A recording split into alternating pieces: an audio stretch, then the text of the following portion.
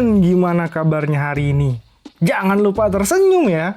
Kali ini kita akan bahas kelanjutan keseruan dari cerita di chapter sebelumnya.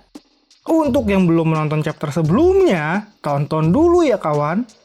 Oh ya, terima kasih untuk kalian sudah menonton video di channel Melody Cerita. Untuk membuat channel ini berkembang, jangan lupa like dan subscribe-nya ya kawan.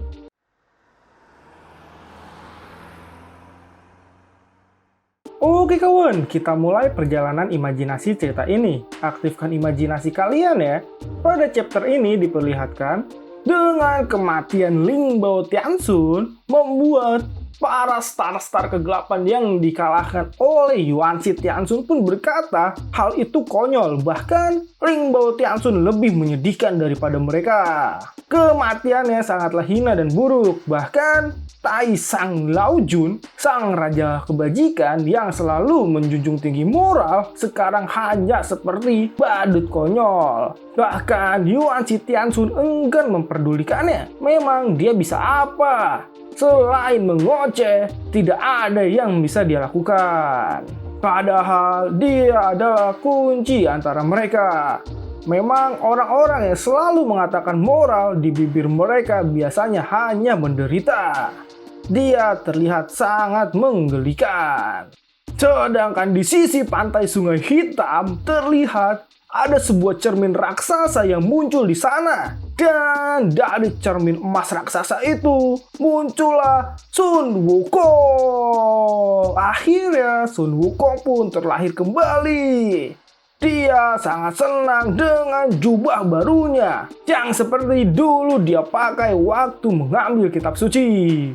Dan Wukong pun sangat senang karena rasanya berbeda dengan sebelumnya. Dia pikir dia tidak punya harapan, ternyata bisa kembali juga dengan bantuan Raja Alam Baka.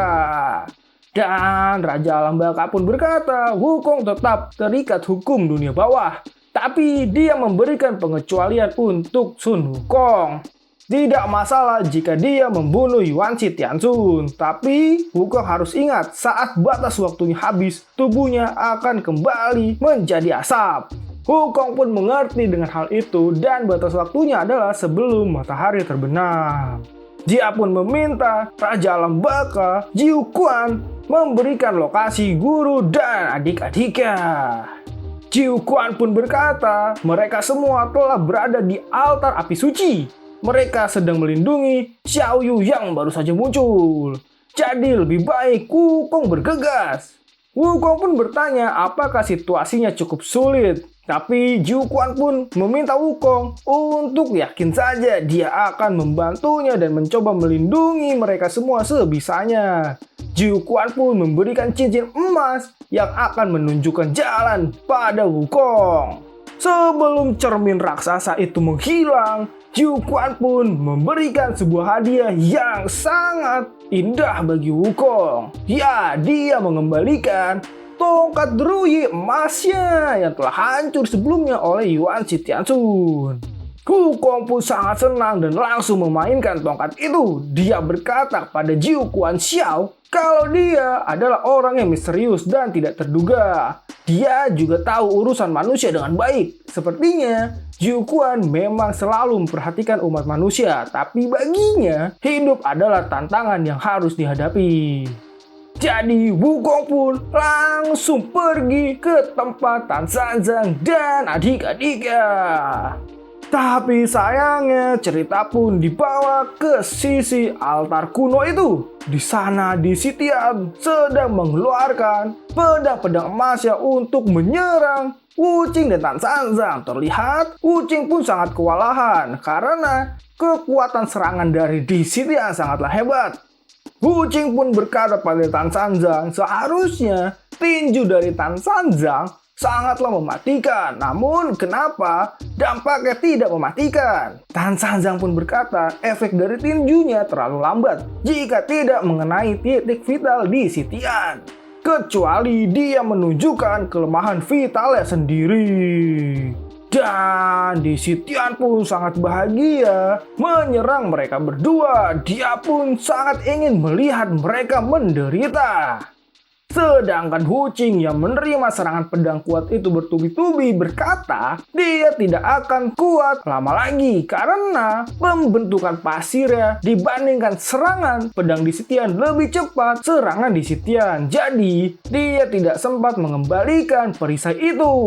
Dan tiba-tiba datanglah Aosu tepat di belakang Tan Sanzang. Hal itu pun membuat Tan Sanzang kaget dan langsung menutup mulut Aosu. Dia pun langsung meminta Aosu untuk berhati-hati karena jika tidak kepalanya akan kepotong dengan pedang di Sitian.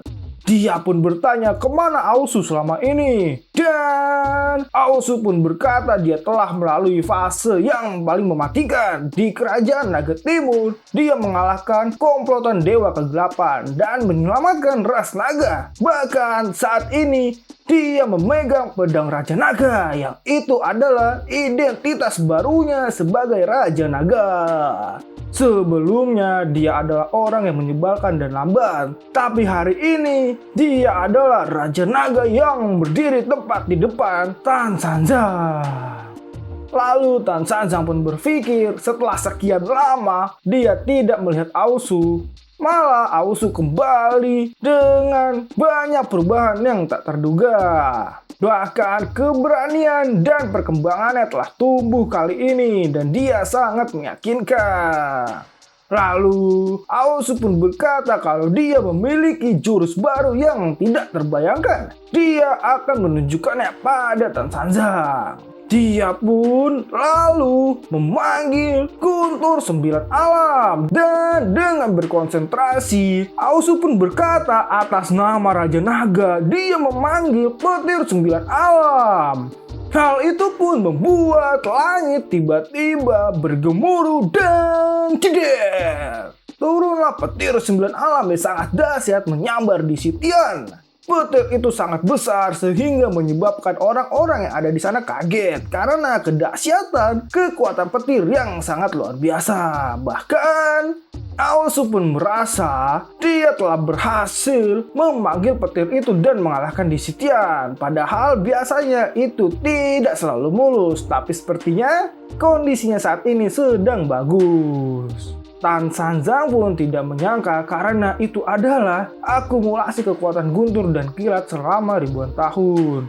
Dan kali ini Aosu mampu membangkitkan seluruh kekuatan itu. Bahkan kali ini mereka tidak bisa melihat apapun. Namun kondisi seperti itu juga kurang bagus. Sedangkan menurut Aosu, di Sitian pasti sudah tewas. Atau mungkin dia tidak mati dengan mudah dan tiba-tiba Tan Sanzang pun berteriak untuk berhati-hati karena tiba-tiba serangan pedang emas di Sitian pun datang menyerang mereka. Dia pun menarik Aosu untuk diarak bersama berlindung dari serangan itu. Lalu mereka berdua pun menghindari serangan pedang itu yang semakin dahsyat. Dan tiba-tiba di Sitian pun muncul di depan Tan Sanzang. Dia langsung menyerang Tan Sanzang dan berkata, apa dia pikir serangan tiba-tiba seperti itu berpengaruh pada Kaisar Kegelapan yang sangat kuat.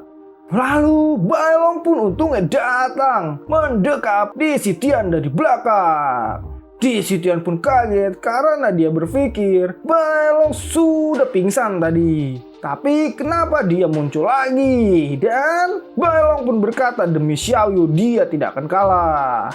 Di Sitian pun berkata dia hanya memberikan esensi darahnya untuk menyembuhkan di Sitian. Dan dia akan pingsan lagi. Dan benar saja, darah dari Baelong terhisap oleh di Sitian lagi dan Baelong pun merasa lemas. Tan Sanzang pun berkata pada Kaisar Kegelapan dia tidak boleh meremehkan tekad dari Baelong dan sebagai pemimpin istana Dewa Gelap, di Sitian jarang tersenyum bahkan meremehkan siluman serigala. Tapi sayangnya semua ini akan menjadi sebab kekalahannya. Lalu Tan Sanzang pun memukul di Sitian dengan sangat hebat dan krak. Dia pun mengeluarkan tinju segel emasnya tepat di wajah di Sitian. Itu membuat wajah di Sitian terbakar.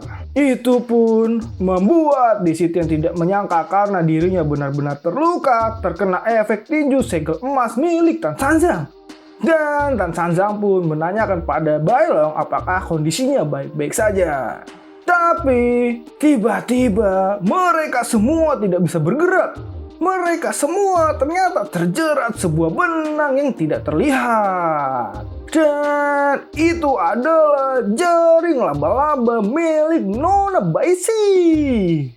Namun sayangnya cerita pun selesai sampai di sini kawan. Langsung lanjut ya di video selanjutnya. Terima kasih untuk like dan subscribe kalian. Dan sampai jumpa.